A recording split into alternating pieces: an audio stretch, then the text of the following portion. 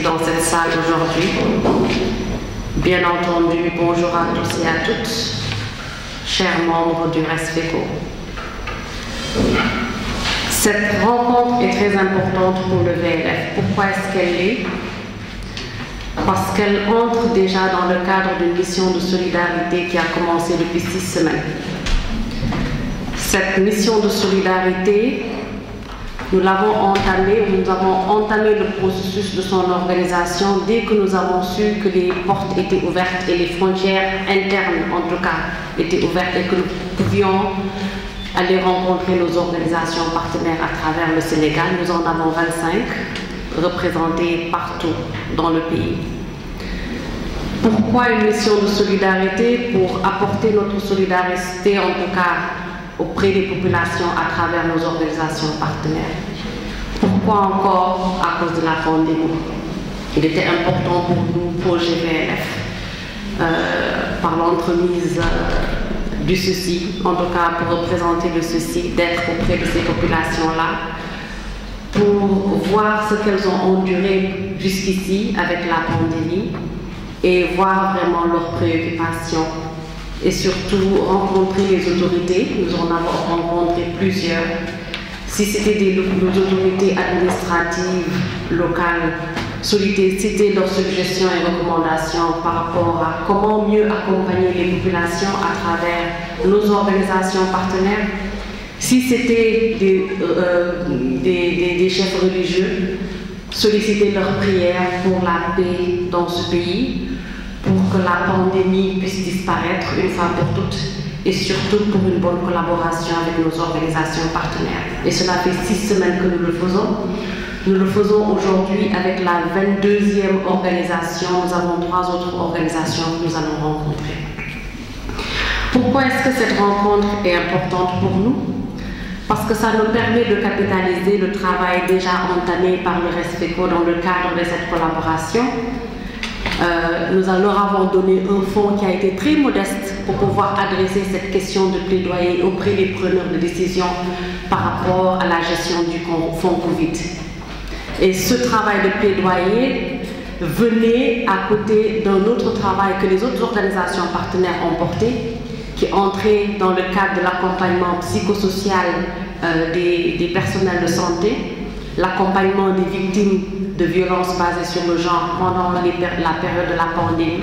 Entre autres, nous avons une étude aussi qui a été mise en place et entamée pour voir un peu l'impact de la pandémie sur les femmes et les jeunes filles. Enfin, pourquoi est-ce que cette rencontre est importante? Parce qu'elle me permet à vous, autorités qui êtes là aujourd'hui dans cette salle, de vous transmettre le message des femmes après 6 semaines que j'ai passé à sillonner le territoire national. Les femmes nous ont dit, oui, nous sommes fatiguées, oui, nous avons vécu des violences basées sur le genre, mais peut-être que ces violences auraient pu être estompées si notre capacitation économique avait été prise en compte. Et cette capacitation économique aurait dû être prise en compte pendant la pandémie. Vous savez pourquoi?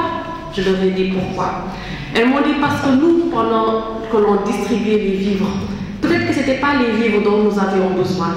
Nous avions beaucoup plus besoin d'écouler les stocks de riz que nous avions avant la pandémie. Nous avions aussi besoin de contribuer à ces vivres que l'on donnait aux familles, parce qu'en réalité, nous, on nous a donné des pâtes, mais on n'avait pas besoin de pâtes, on avait besoin de couscous qui avait déjà été fait dans nos locaux et qu'on pouvait bien contribuer à vendre à l'État pour que ce couscous soit distribué dans les familles. Alors, je suis très honorée d'être ici pour vous faire transmettre le message des femmes.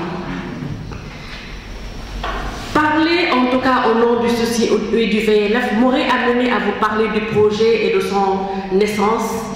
J'ai préféré demander à ce qu'on vous amène les documents pour que vous voyez en gros ce que nous faisons. Mais je voulais intervenir essentiellement sur le cœur de ce qui nous réunit ici aujourd'hui. 2 éléments, certes, si vous vous rappelez que le projet VLF existe dans 32 pays à travers le monde et que nous sommes honorés qu'il soit ici au Sénégal. Il vise à renforcer ou améliorer les droits des femmes et des jeunes filles à travers le renforcement institutionnel des organisations de femmes, l'accompagnement de ces organisations pour qu'elles offrent de meilleurs services et des services innovants, et surtout à travers le renforcement du plaidoyer. Pourquoi est-ce que le plaidoyer il est important pour nous? Parce que si nous amenons nos 25 organisations partenaires à parler ensemble d'une seule voix pour adresser ensemble les préoccupations des femmes pour lesquelles elles travaillent sur le terrain, nous sentons en tout cas que les droits des femmes pourraient voir de meilleurs jours ici au Sénégal. Ce que je voudrais dire en tout cas, c'est que Madame la présidente du RESDECO a soulevé l'importance de ce plaidoyer auprès de ce comité. Je pense que c'est la raison pour laquelle elles ont tout fait pour rencontrer le comité la semaine dernière. Mais moi, je voulais adresser la question de pourquoi même est-ce qu'il était important d'avoir des femmes. Parce que leur plaidoyer, c'était l'importance d'impliquer les femmes dans le comité de gestion de la Covid-19, du fonds riposte. Et nous, quand les fonds ont existé et qu'on a vu que les montants commençaient à être déboursés, à être offerts en tout cas, on se disait que va être fait de ce fonds-là. Et on attendait. Et avant de savoir ce qui allait être fait de ce fonds, il y a eu un comité qui a été mis en place. Nous, dans le monde du genre, tout ce qu'on veut savoir, c'est combien de femmes sont dans ce comité. Et quand on a vu qu'il n'y avait que 5 femmes sur 30 personnes, on s'est dit, ouf, ce n'est pas bon. Mais en plus d'avoir 5 personnes, on voulait voir qui étaient ces personnes. Est-ce qu'elles sont assez représentatives? Parce que certes, ces 5 personnes peuvent être suffisantes pour adresser la voix des femmes. Et quand on a vu l'identité et les spécificités des personnes dans ce comité, on s'est dit, il y a de fortes chances que nos problèmes et nos préoccupations ne soient pas bien prises en compte. Et effectivement, à travers ces 6 semaines, j'ai vu que certes, l'État a fait tout ce qu'il fallait faire. Nous vous en félicitons grandement. Nous vous félicitons parce que nous savons que vous avez eu un travail extraordinaire. Et nous vous félicitons, nous vous remercions amplement. Mais ce plaidoyer que nous portons ici aujourd'hui, si vous rappelez pourquoi on a voulu avoir la parité, pourquoi est-ce qu'on veut avoir des femmes dans les instances de prise de décision, ce n'est pas juste pour s'asseoir et puis être vu à la télé, c'est pour qu'on puisse prendre en compte les préoccupations des femmes.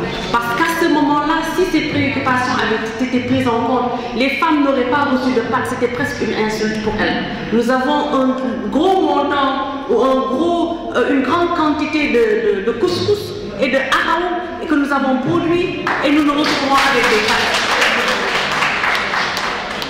Si la préoccupation des femmes avait été prise en compte et si ces femmes étaient impliquées dans ce comité de façon substantielle et de qualité, nous aurions pris en compte la budgétisation sensible aux genre pour adresser les besoins de ces foyers et de ces communautés qui sont pour la grande partie vraiment gérées par des femmes.